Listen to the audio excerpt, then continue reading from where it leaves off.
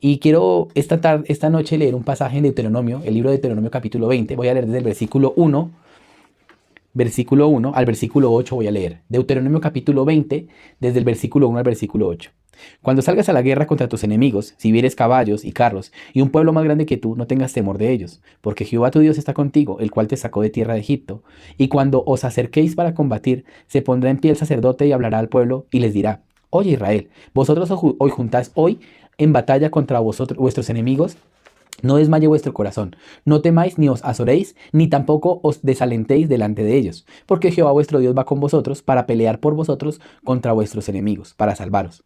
Y los oficiales hablarán al pueblo diciendo: ¿Quién ha edificado casa nueva y no la ha estrenado? Vaya, y vuelva hacia su casa, no sea que muera en la batalla y algún otro la estrene. ¿Y quién ha plantado viña y no la ha disfrutado de ella? Vaya, y vuelva hacia su casa, no sea que muera en la batalla y algún otro la disfrute. ¿Y quién se ha desposado con mujer y no la ha tomado? Vaya, y vuelva hacia su casa, no sea que muera en la batalla y algún otro la tome. Y volverán los oficiales a hablar al pueblo y dirán: ¿Quién es el hombre medroso y pusilánime? Vaya, y vuelva hacia su casa y no apoque el corazón de sus hermanos como el corazón suyo. Para los que no me conocen, nuevamente mi nombre es Ricardo Molina, soy evangelista en el país Colombia, en la ciudad de Bogotá. Llevo ya en el Evangelio por la gracia de nuestro Señor Jesucristo desde el año 2011 y Dios me ha permitido aprender muchas cosas acerca del corazón de Dios a través de la Biblia. En mi corazón siempre había muchas preguntas acerca del mundo de Dios, cómo interpretar el mundo del corazón de Dios. Y tenía muchos conceptos cerrados religiosamente. Pero Dios me ha dado una sabiduría a través de la palabra para poder no dejarme orientar por lo que piensan las personas, sino por la palabra que es exacta y no tiene variación, no cambia y está escrita una vez y para siempre. Bueno, esta palabra me hizo reflexionar antes de viajar al país de Perú. No sé si todos conocen cómo he recibido un entrenamiento. Dentro de la formación que recibí para ser evangelista, me pidieron 3 cosas. Usted nunca pida, nunca insinúe, nunca mendigue. ¿Por qué? Porque si tengo un padre, ¿a quién debo pedirle? A mi padre. Cuando una persona tiene padre y le pide a otra persona, ¿cómo hace ver a su padre? Como un miserable. O sea, su padre no tiene para darle, entonces tiene que pedirle a otra persona. ¿Cierto? Entonces, de la misma manera, en el entrenamiento que recibimos para el evangelio, nos pidieron esta condición: no pida, no insinúe, no mendigue. Teniendo esos aspectos así, nosotros teníamos que para todo orar. Para un jabón, para un papel higiénico, para todo tuve que aprender a pedir a Dios. Yo recuerdo que la primera oración fue por un jabón, un papel higiénico y una crema. Un colinos le llaman en otro país, un dentrífico le llaman en otro país. Esa crema dental y ese papel y ese jabón era lo más valioso porque yo tengo, mis integrantes de la familia somos 5. Mi esposa y mis 3 hijos. Yo tengo 2 hijas y un hijo menor. ¿Qué sucedía? Cuando se agotaba esos recursos, pues era como lamentable que mis hijos fueran a buscar papel y no había, o un jabón para bañarse el cuerpo y no había. Yo me sentí muy acongojado. Entonces me puse a orar: Señor, de verdad, no tengo el papel, no tengo el jabón, no tengo la crema, ayúdeme, por favor. También empecé a contar los cuadritos de papel. ¿Cuántos cuadros de papel me duran o en la semana o en un mes? Entonces era muy chistoso, ¿no? Porque de verdad, cosas que antes yo no me fijaba, empecé a notar que eran indispensables. Pero el Señor me enseñó a través de esa oración que Él me iba a dar todas las cosas. ¿Qué pasó? Yo le oré. Al siguiente día una hermana llegó a la iglesia y llegó con una bolsita negra. Una chuspa, le dicen en otros lugares. Una bolsa. Y en esa bolsa traía un jabón, una crema y un papel higiénico. Cuando ella me entrega esa bolsa, ese paquete, se va rápidamente, no me deja ni siquiera las gracias. Yo me sentí muy apenado porque la hermana no me dejó dar las gracias. Pero ¿qué pasaba? La hermana luego me confesaba que se sentía apenada de solo poderme dar eso. Lo que ella no sabía es que yo le había pedido a Dios eso. Por ende, cuando yo lo recibí, ¿cómo creen que me puse? Muy feliz de ver de que Dios me había escuchado y me había respondido mi oración. Entonces empecé a practicar. Entonces ya no era solo una crema, sino ya empecé a pedir otras cosas como de más alcance para mis hijos, el colegio, los uniformes, muchas cosas que como padre tenemos que suplir a nuestros hijos. En ocasiones como que pareciera que Dios se tardara, pero a la final Dios siempre respondía. Recuerdo que hace un tiempo tuve una deuda y no teníamos cómo pagarla, pero Dios así respondiendo nos pagó la deuda. Mis hijos fueron testigos de ello. Pero entonces, teniendo esa experiencia, para este campamento mundial tenía que hacer lo mismo. Orar y pedir a Dios por el tiquete, te tocaba pedir la ofrenda y la entrada. Entonces yo le decía al Señor: necesito que usted me ayude a ir. Y Dios aparejó todo preciosamente. Antes de irme, me permitió todas las cosas, ¿no? Y estando allá pude ver la manifestación de la obra de Dios. Pero, ¿por qué leí este pasaje hoy? El versículo 1. Cuando salgas a la guerra contra tus enemigos. ¿Ustedes sí sabían que ustedes todo el tiempo están en guerra? ¿Cómo así, evangelista? O sea, ¿cómo así que uno sale y hay guerra? O sea, tengo que salir con pistola, con cuchillo. No, no, no, no, no, no. La guerra que el cristiano vive es con el pensamiento. Todos los días usted tiene una guerra entre su pensamiento y la palabra. Usted desde que se levanta sale a la guerra. ¿Por qué? Su pensamiento le dice una cosa, la palabra dice otra. Su pensamiento, ¿qué le dice? Estoy solo, nadie me entiende. Pero la palabra que dice: yo estaré con vosotros hasta el fin de los tiempos. Usted su pensamiento que le dice, soy pecador. Pero la palabra que dice es justo. Entonces todos los días usted está en guerra, ¿sí o no? Todos los días el justo está en una guerra continua. El cristiano verdadero vive en una guerra continua. El cristiano falso no, porque está dentro de las garras de Satanás. ¿En qué piensa un cristiano falso? En la prosperidad de su ser, de su carnalidad. Tener cosas, tener dinero, tener casa, tener carro, pero no le interesa que su alma progrese. No le interesa alimentar su corazón, no le interesa alimentar su espíritu. Pero el cristiano verdadero, ¿en qué está preocupado? En qué palabra habita hoy en mi corazón. Es más, si hay o no hay palabra. Entonces Dios me está diciendo que cuando salga la guerra, debo salir con un corazón. ¿Cuál? Versículo 1. Si vieres caballos y carros y un pueblo más grande que tú, no tengas temor de ellos porque Jehová tu Dios está contigo, el cual te sacó de tierra de Egipto. Quiere decir que usted todos los días se va a enfrentar con situaciones que son más grandes que usted. Situaciones familiares, situaciones de salud, situaciones económicas. Todos los días usted se va a enfrentar con ellas. Y en algunos casos lo van a hacer sentir que sacudido. ¿Sí o no? Pero Dios, ¿qué está diciendo? Yo estoy contigo. Luego dice versículo 2, y cuando os acerquéis para combatir, se pondrá en pie el sacerdote y hablará al pueblo y les dirá, oye Israel, vosotros os juntáis hoy en batalla contra vuestros enemigos, no desmaye vuestro corazón, no temáis, no os azoréis, ni tampoco desalentéis delante de ellos. La Biblia está diciendo que no se desalienten, que no se desanimen. Pero ¿a usted no les ha pasado que antes de pelear la batalla usted ya está desanimado? Hay un libro que se llama El arte de la guerra, y en este libro enseñan estrategias de pelea, pero ¿sabe cuál es la más efectiva? Desanimar al pueblo. Cuando desanimaban a los soldados a través de algo, de pronto irían a un referente fuerte o los hacían entrar en conflicto. Cuando usted desanima el corazón, ya usted está propenso a perder la guerra. Lo primero que una persona pierde no es la batalla, es el ánimo en el corazón. Por eso, hermanos, usted, si va a pelear la guerra espiritual, debe entender que la guerra espiritual no se pelea con ánimo humano. Muchos a veces se confunden. No, evangelista, yo voy a la iglesia, yo leo la Biblia, yo le oro a Dios. Entonces, por cuando lo visita la situación, porque usted se desanima, porque usted se siente afligido, quiere decir que en su corazón no hay palabra. Dice que Dios está contigo. ¿Qué significa? La palabra no cambia. La palabra siempre está para mí. Por eso una persona no se puede fijar en la situación, sino tiene que fijarse en la palabra, que es la que alienta el corazón.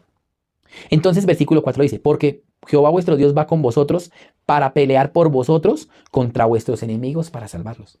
¿Usted en esta noche se siente afligido? ¿Se siente cargado? ¿Se siente difícil? Entonces, hermano, vaya a la palabra y recuerde que Dios está con usted para pelear esta batalla con usted. Pero también aquí hay dos cosas muy importantes en lo que acabamos de leer. Está el corazón que Dios quiere que tengamos, pero está otro corazón. Y esto quiero que lo tengan muy presente. Yo he escuchado hermanos y comentarios de hermanos que por un chisme, que por una mala palabra, se apartan de la iglesia. Bueno, claro está. Matusalén ya les ha explicado qué es iglesia, ¿no? La iglesia es la reunión de lo justo, no es el lugar. Cuando digo que se aparta de la iglesia, no es que se aparte del lugar, se aparta de la comunión con los hermanos. Se aparta del recibir esa coinonía entre hermanos. Satanás, ¿cómo quiere destruir a la persona? Apartándola de él. Porque estando solo es más vulnerable. En este campamento Dios me reveló dos cosas. La primera, ¿quién recibe la ayuda de Dios? ¿Usted quiere recibir la ayuda de Dios, hermano?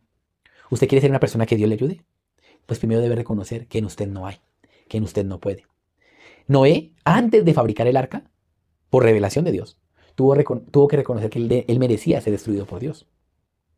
Todos los que fueron ayudados por Dios, primero reconocieron que ellos no tenían ninguna condición para ser ¿qué? Aceptados por Él. Aquella persona que se da cuenta de esa condición puede recibir la ayuda de Dios. Aquella persona que no, se alimenta de sí mismo y empieza a generar ¿qué? Una vanagloria. ¿Por qué es vana? Porque la alimenta en su propio ser. Yo puedo, si yo me dedico, si yo pongo de mi parte. No, así no funciona. Una persona que se da cuenta que no tiene nada de Él para ofrecerle a Dios, solo se rinde y dice, Señor, ayúdeme. Entonces, en la Biblia, sí o sí me está enseñando, yo voy a la guerra. Usted y yo vamos a la guerra. Si usted recibió la salvación, usted ya es un soldado de Jesucristo que sí o sí todos los días va a la guerra. ¿Me hago entender? Pero también el Señor muestra. Dice acá, versículo 5. Y los oficiales hablaron al pueblo diciendo, ¿quién ha edificado casa nueva y no la ha estrenado? Dice que se regrese a estrenar la casa, luego dice que quien ha tomado esposa y no la ha desposado, vaya y tómela, luego dice que, versículo 8, y volverán los oficiales a hablar al pueblo y dirán, ¿quién es hombre medroso y pusilánime? Vaya y vuelva hacia su casa, y no apoque el corazón de sus hermanos como el corazón suyo. Resulta que una persona que no recibe el corazón de Dios, ¿sabe qué termina haciendo? Apocando el corazón de los que lo rodean. Aunque los demás tienen la fe, él por no tener la palabra, empieza a transmitir de su corazón. Eso es muy peligroso, hermanos. Muy peligroso. Entonces en este campamento se vio algo muy interesante. Habían los que tenían la posibilidad de ir, habían los que no tenían la posibilidad de ir. Pero en el grupo de los que no habían la posibilidad, habían los que querían ir y los que estaban dudosos. Entonces, dentro del grupo de los que podían ir, habían dos personas. Los que decidieron su corazón y fueron, y los que no les importó y se quedaron. Pero tenían cómo ir. Y dentro del grupo de los que no tenían cómo ir estaban los que decidieron creerle a Dios para ir y los que se dejaron llenar de su pensamiento y al fin no fueron. ¿Qué pasó con los dos grupos? En ambos grupos se vio algo muy interesante. ¿Qué? En el primer grupo de los que tenían, pero no tenían la fe, empezaron a llenar de pensamientos al otro. Uy, es que eso es muy caro. Y es que, hijo de madre, es que eso siempre son varios dólares y esa vaina. Y empiezan a hacerle su matemática. ¿Y sabe qué hicieron astutamente? Ellos empezaron a crear un plan alterno al del propósito del campamento. El campamento mundial, ¿para qué lo creó Dios? Para unir el corazón de los justos en un solo lugar y unirnos como hermanos para la propagación del evangelio. Ese es el propósito. No es un turismo, no es un trampolín para pasear o para conocer un país, sino para unirnos como hermanos. En beneficio de ello, en esa comunión, pues uno visita, comparte, lo llevan a comer. ¿Sí me hago entender? Pero la principal es unir el corazón. Pero estos hermanos que no tienen el corazón hicieron un plan aparte dentro del campamento. Y empezaron fue solo a buscar turismo, oportunidad para muchas cosas, pero para su carne. Qué triste, ¿no? Y dentro de los que no fueron, habían dos tipos de corazón.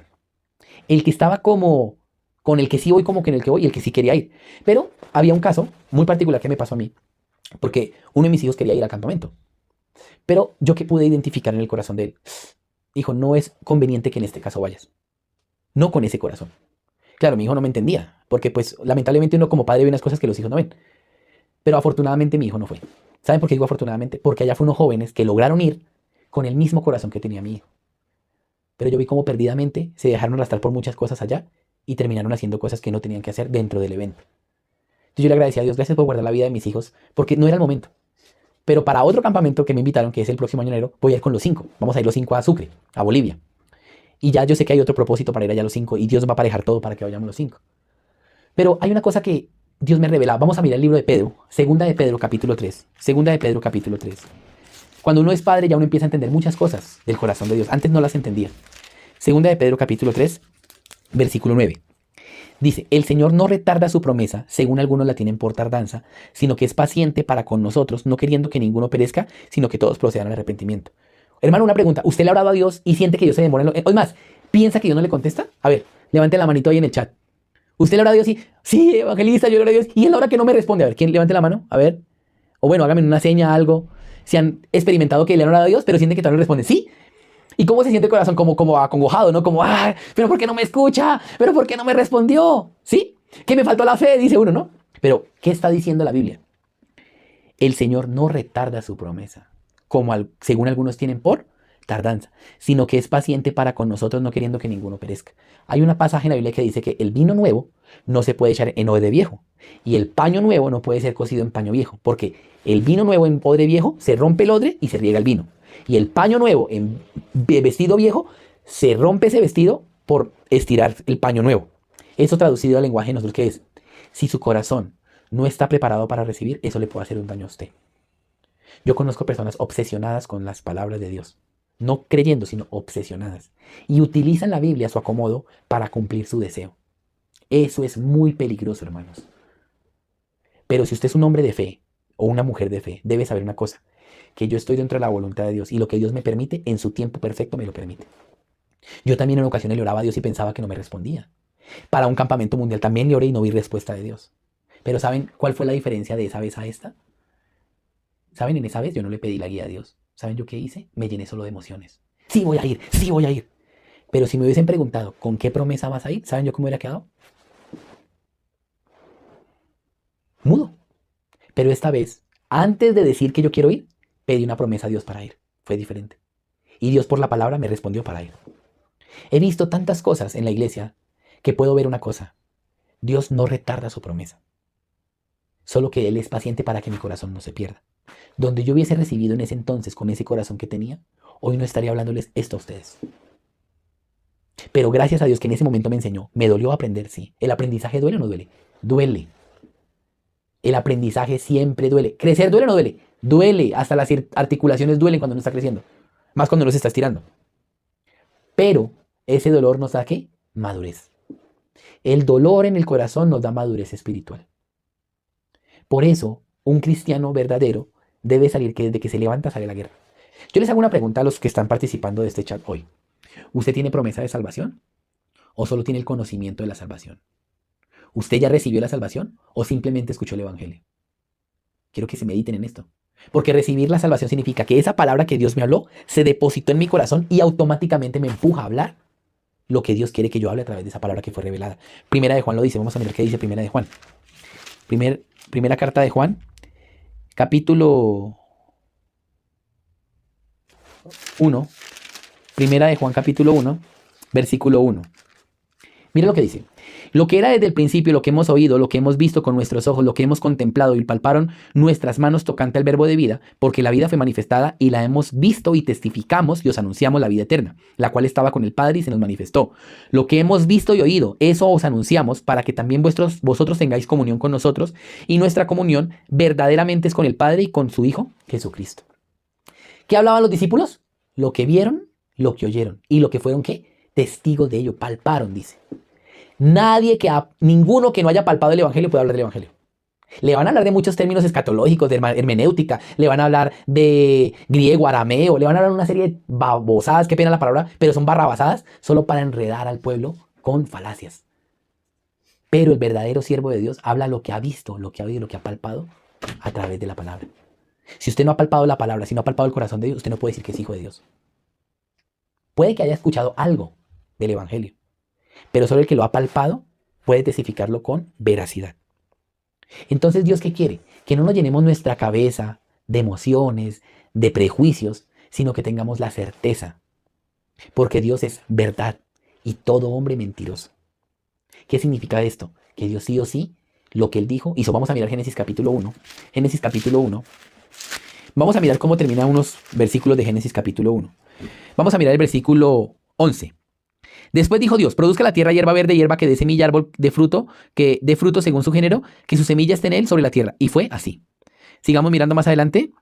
Versículo 15. Y sean por lumbreras en la expansión de los cielos para alumbrarla sobre la tierra. Y fue así. Versículo 24. Luego dijo Dios, produzca la tierra seres vivientes según su género, bestias y serpientes y animales de la tierra según su especie. Y fue así. ¿Qué significa esto, hermanos? Que lo que Dios dijo cumplió. Lo que Dios dijo, su palabra que salió de la boca de Dios, se cumplió e hizo lo que Él dijo que iba a hacer. Pero ¿por qué en mí no se cumple, evangelista? ¿Por qué llevo tantos años orando por lo mismo y no se cumple? No es que no se cumpla. Él primero debe cambiar tu corazón. Debe quitar ese odre viejo y darte un odre nuevo para que puedas recibir la palabra. Entonces deja de ya golpearte en el pecho y decir, Dios no me escucha, Dios no me ama. Y empieza a considerar, ¿qué corazón tengo frente a la palabra? Pero si Dios todo lo que habló lo ejecutó, ¿por qué en mi corazón no pasa igual? Eso nos lleva a considerar muchas cosas. Entonces, salir a la guerra, ¿qué significa? Que todos los días mi pensamiento me va a atacar, desde que me levanto hasta que me acuesto. Pero ¿usted con qué va a contraatacar, hermano? ¿Ustedes han jugado ping-pong? Cuando uno juega ping-pong, lanza la pelota. ¿Qué es lo que tiene que hacer el rival? Pues devolverla, ¿sí o no? Porque si no la devuelve es punto para mí. Satanás todo el tiempo nos manda pensamientos. ¿Y usted qué tiene que hacer? Devolvérselos. Con la raqueta de la fe. Evangelista, yo no sé jugar ping-pong. Para eso está la iglesia de los cielos, para que le enseñen a jugar. Usted no está solo, hermano. Tiene la iglesia de los cielos que le van a enseñar a jugar ping-pong espiritual. Amén. Su pensamiento lo va a atacar de día y de noche. Pero la palabra prevalecerá para siempre. Esa no cambia. Cuando yo logro conectar mi corazón con la palabra, cuando yo logro unir mi corazón a la palabra, mis oídos espirituales, mis ojos espirituales se abren al mundo de Dios. Mientras tanto, no. Porque Satanás continuamente me va a querer, ¿qué? Engañar. ¿A qué vino de Satanás? Robar, matar y destruir. Yo les hago una pregunta. ¿Satanás puede destruir mi carne? ¿Ustedes qué opinan? No puede. A menos de que Dios le permita. Entonces, vamos a mirar Job, capítulo 1. Job, capítulo 1. Versículo 8. Y Jehová dijo a Satanás, ¿no has considerado a mi siervo Job, que no hay otro como él en la tierra, varón perfecto y recto, temeroso de Dios y apartado del mal? Respondió Satanás a Jehová, dijo, ¿acaso teme Job a Dios de balde? ¿No le has cercado alrededor a él y a su casa y a todo lo que tiene? Al trabajo de sus manos has dado bendición, por tanto sus bienes han aumentado sobre la tierra. Pero extiende ahora tu mano y toca todo lo que tiene y verás si no blasfema contra ti en tu misma presencia. Y dijo Jehová a Satanás, he aquí todo lo que tiene está en tu mano, solamente no pongas tu mano sobre él. Y salió Satanás delante de Jehová. Si Dios no le da la autoridad a Satanás para tocar la vida de Job, él no puede hacer nada. Entonces yo me preguntaba, ¿por qué tiene que pasar ciertas cosas en la vida de uno? ¿Por qué tenemos que llegar a ese punto? Así mi corazón se empezaba como a pensar un poco en eso. Pero luego Dios me revelaba, no era necesario.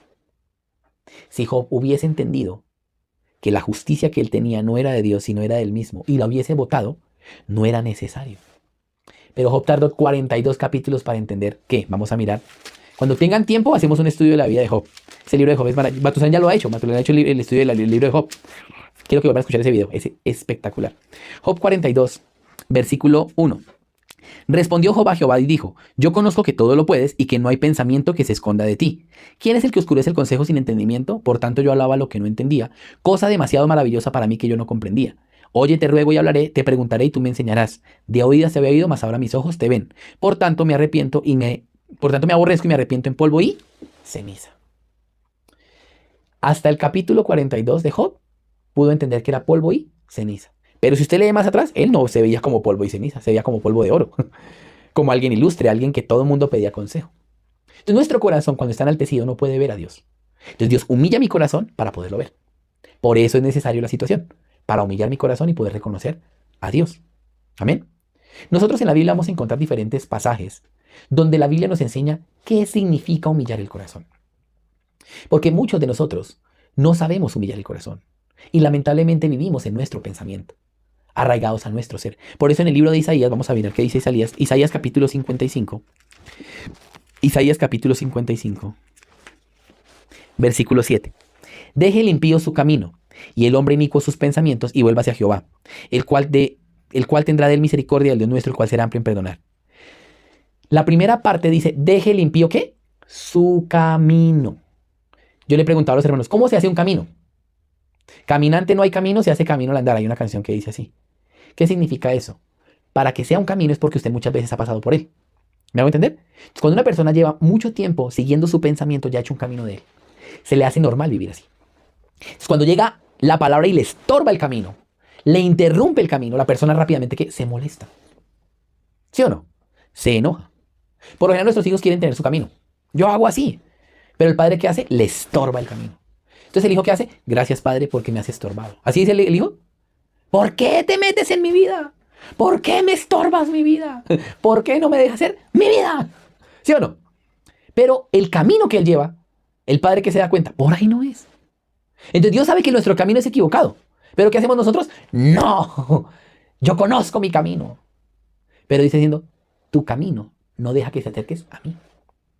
Bótalo, desecha tu camino y ven a mí. Toma mi camino. En Efesios capítulo 2, versículo 10, miren cómo dice. Vamos a mirar Efesios capítulo 2, versículo 10. Dice así. Porque somos hechura suya, creados en Cristo Jesús para buenas obras, las cuales Dios preparó de antemano para que anduviésemos en ellas. Él ya preparó un camino para usted y para mí. Pero neciamente yo por seguir mi camino, no entro en el camino de Dios. ¿Me hago entender? O sea, no es que Dios me quiera atajalar y me quiera obligar a caminar con Él. No. Es que Él ya sabe que mi camino, ¿a dónde me lleva? Vamos a mirar. Proverbios capítulo 14. Proverbios capítulo 14. Versículo 12. Hay camino que al hombre le parece derecho, pero su fin es camino de muerte. Hay una historia lamentable que pasó en nuestra iglesia, aquí en Bogotá. Un joven recibió la salvación cuando era adolescente. Pero este joven nunca quiso ser guiado por la iglesia. Quiso vivir su vida a su manera. Y empezó a caminar su vida a su manera. Empezó así a caminar bastantes años. Y lamentablemente empezó a hacer cosas que no eran convenientes. Y se empezó a meter en negocios que no eran lícitos. Pero en su corazón, como él pensaba, ¿no? Ah, Dios está conmigo. Y como en cierta manera empezó a tener cierto libertinaje. Yo puedo hacer como quiera. La Biblia me enseña. Vamos a mirar San Mateo, capítulo 12. Eso. San Mateo capítulo 18, versículo 10. Vamos a leer desde el 15. San Mateo capítulo 18 desde el 15. Vamos a leer desde el 15. Por tanto, si tu hermano peca contra ti, ve y repréndele estando tú y él solos. Si te oyere, has ganado a tu hermano. Mas si no te oyere, toma aún contigo a uno o dos, para que en boca de 2 o 3 testigos conste toda palabra. Si no los oyere a ellos, dilo a la iglesia. Y si no oyere a la iglesia, tenle por gentil y publicano. ¿Qué significa esto? Este hermano le hablaron muchas personas, pero él no quiso atender. Entonces la iglesia, ¿qué hizo? Bueno, ve allá y haga como quiera. Entonces el hermano empezó a vivir su vida como quiso, haciendo las cosas que él consideraba. Aún yo lo encontraba y le hablaba. Venga, conversemos. Cuando me invita a su casa, hacemos un estudio bíblico. Siempre estaba ocupado en sus negocios, sus asuntos. Y lamentablemente hace poco lo mataron. Cuando le comentaron al siervo, le decía, ¿qué hacía un justo ahí? Porque un justo estaba ahí. ¿Qué significa? El justo tiene la sensibilidad de Dios para huir del peligro. El insensato no huye del peligro, se mete en el peligro. Proverbio lo enseña, ¿no? Entonces, ¿qué sucede? Cuando una persona no quiere ser guiada por Dios, le queda solo la destrucción. Aunque su alma no se pierde porque ella es justa, pero lamentablemente su cuerpo tiene que ser destruido por amor a su alma. Pero es muy lamentable eso, porque ¿qué testimonio queda en él? Por ejemplo, vamos a mirar la vida de Lot. ¿Recuerdan a Lot? El justo Lot. Pero ¿cuál fue su vida? Una vida muy miserable. Su esposa se convirtió en estatua de sal. Sus hijas lo violaron. ¿Qué clase de testimonio es ese? ¿Pero era justo o no era justo? Era justo. Y se sentía abrumado por la nefanda conducta de los impíos. Entonces, ¿está ese justo que vive como un cobarde? ¿O está el justo que vive como un guerrero, como el rey David, que sobrepasó batallas por la fe? Usted tiene que decidir con qué corazón quiere vivir. ¿El de afrontar la batalla y gloriarnos en la victoria que Dios me da? ¿O como un cobarde, huyendo de la situación? Hermanos, ¿usted quiere activar el poder de Dios? Enfrente situaciones que sobrepasan su manera, su fuerza, su pensamiento. ¿Qué me impresionó a mí? Vamos a mirar Génesis capítulo 6. Génesis capítulo 6. Versículo 22. Y lo hizo así Noé, hizo conforme a todo lo que Dios le mandó. Este versículo me impresionaba porque Dios que le mandó a Noé hacer un arca. Primera cosa, ¿ustedes qué creen? ¿Noé sabía que era un arca? ¿Alguno en esa época sabía que era un arca? Nadie sabía. El arca que hizo Noé fue la primera arca que se hizo, porque nadie conocía un arca en ese entonces. ¿Sabían que era un diluvio? No, porque no llovía en ese entonces. Era un breve rocío que caía. Otra pregunta. ¿Será que para Noé era fácil subir los animales al arca? ¿Ustedes han intentado capturar un animal, una ardilla, un pájaro? Es difícil. Pero ¿cómo hizo Noé para que todos entraran al arca? Entonces eran cosas que sobrepasaban todo entendimiento, eran cosas que humanamente eran imposibles de hacer. Pero la Biblia, como dice, y Noé hizo todo conforme a Dios le mandó. ¿Cómo es posible que Noé haya hecho esto? Algunos religiosos fanáticos, es que Noé le obedeció a Dios. Es que Noé le creyó a Dios. ¿Entonces usted no le cree a Dios? Es que Dios estaba con Noé. ¿Entonces con usted no está? ¿No es el mismo Dios? Pero hay una diferencia. ¿Cuál? Noé conocía su condición. Por eso no confiaba en él. Y puso su confianza en Dios para que le ayudase. Cuando usted pone la confianza en usted, pues usted no puede ver el trabajo de Dios.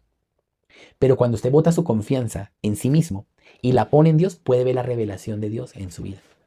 ¿Usted quiere ver la revelación de Dios en su vida? No confíe más en sí mismo. Empiece a confiar en Dios. ¿Pero cómo? Hoy iniciamos diciendo, todos los días estamos en una guerra constante entre mi pensamiento y la palabra. Pues combata de tal manera que la que sobrepase es la palabra y no su pensamiento.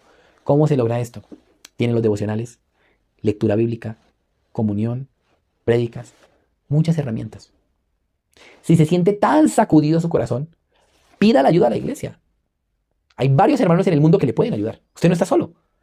Matusalén, necesito una comunión urgente, me pasa esto. Puede que él no lo pueda atender directamente, pero él remite a otro justo que le pueda asesorar, porque él tampoco está solo. ¿Me hago entender? Entonces, hermanos, no estamos solos, Dios está con nosotros. Y dejó una gran nube de testigos para ello. Vamos a mirar Hebreos capítulo 12. Hebreos capítulo 12. Hebreos capítulo 12. Versículo 1. Por tanto, nosotros, también teniendo en derredor nuestro tan grande nube de testigos, despojémonos de todo peso y del pecado que nos asedia, y corramos con paciencia la carrera que tenemos por delante. ¿Cómo yo me quito el peso? Versículo 2. Puesto los ojos en Jesús. Cuando usted pone los ojos en Cristo, quita el peso de su corazón. Cuando usted pone los ojos en sí mismo, pues queda atrapado en su ser. ¿Me hago entender? Aprendamos a poner la vista en Dios, en Jesucristo. para que sea Él el que nos dé la fuerza, para que sea por medio de Él que sobrepasemos nuestras dificultades. Ahora, como les contaba, hace poco fui a Perú, ¿no? Pero ahora estoy orando para ir a Corea, pero también quiero ir a Estados Unidos. Pero pude ver, así como Dios me llevó a Perú, me puede llevar a cualquier parte del mundo. ¿Dónde está el problema? En mi corazón. Ahora nos invitaron a un retiro en México. De una vez les hago la invitación del 28 al 31 de marzo. Vamos a tener en Ciudad de México un retiro espiritual con muchos justos de Latinoamérica. Imagínense, va a conocer justos de toda Latinoamérica y nos vamos a reunir en México. ¡Qué gran privilegio! Desde ya prográmese. Del 28 al 31 ya separa esos días, es Semana Santa, para algunos es vacaciones. Aprovechen y vamos y reunimos todos los justos y vamos a ver gran avivamiento. Eso sí es un avivamiento, porque toda la iglesia se une y despierta el corazón. Así el corazón se activa, alguno que esté apocado abre ensancha su corazón, ver la obra tan grande de Dios. Para mí este encuentro en Perú fue precioso porque me encontré con hermanos de Perú que se han conectado a través de TikTok. De verdad fue muy maravilloso verlos. Así nos abrazaban como si nos conocieran de años. Porque esa hermandad, ¿quién la da? Cristo a través de su palabra. Entonces ya no vivamos por nuestro pensamiento, vivamos por la fe. Combatamos esta guerra juntos, peleemos esta guerra. Y aquellos que tengan corazón apocado, dice, no sigan ese corazón. Sigan el corazón de aquellos que pelean por la fe. Amén. Satanás quiere destruirnos, pero como ya no nos puede arrebatar, porque ya no somos de él, entonces no quiere que vivamos en la paz de Cristo, que no quiere que vivamos en el gozo del Señor. Él tiene envidia de los justos. ¿Sí sabían? ¿Por qué creen que quiso engañar a Adán y a Eva? Porque le dio envidia de todo lo que Dios le dio a ellos. Y eso mismo nos entregó a nosotros. Ahora, cuando lo dio a Adán y Eva para que lo administraran y se lo robó, Jesucristo lo recuperó. Ahora, ¿quién lo tiene? Jesucristo. Y para activar lo que toca estar, con Cristo. Por eso, separados de Él nada podemos hacer, pero con Él somos más que vencedores por aquel que nos amó. Amén. Es importante unir el corazón con la palabra, con el Señor Jesucristo.